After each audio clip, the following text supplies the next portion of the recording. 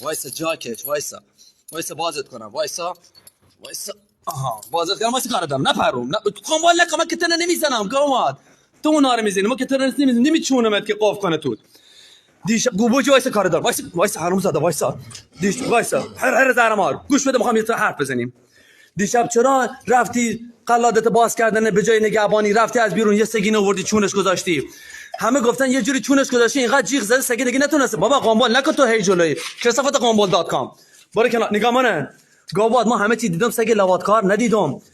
چقدر تو الوات کثیفی گواد. از در اومدم داخل روی سرامیک روی کاشیا صدای طول سگ میومد اما طول سگی نبود. این نجاستی که از تو زده بیرون از تو اسید سولفوریک بدتری. چی تو کردی؟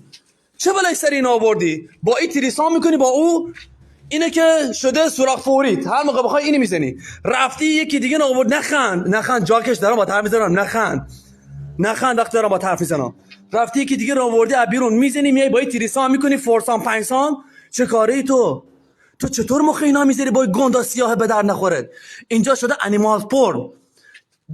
عبدالرزاق بعد 20 دم در جاکشی که صفتکاریاتونه بکنه. بسته اینطوری نباش. یه خورده شعور داشته باش. من نمیدونم عاشق چیه تو میشن گواد. همه چونیدی اینقدر اینو چونیدی که دیگه هیچ دیگه جا نداره بار چونیده. بعد تو چطور مخینا چرا همش نر میکنی؟ تو ماده بکن گواد چونی. تا ماده هم بکن برای رضای خدا. همش نرانی میزنی چی تو وجودته با این تخمای سیاهت. بعد تو چطور با فشار میاری اینا رو میزنی که جیغ میزنن فرار میکنن. گواد چون کن. چه اینقدر چون اینه جر دادی که دیگه بهت حال نمیده. چیزو تایم میخوای خب گشاد شده دیگه. بدبخت دیگه این کارا رو نکن. هر کی میاری اینجا مثل قنبالش نکن گواد. اینجا سایت قنبال.com نیست بوجی.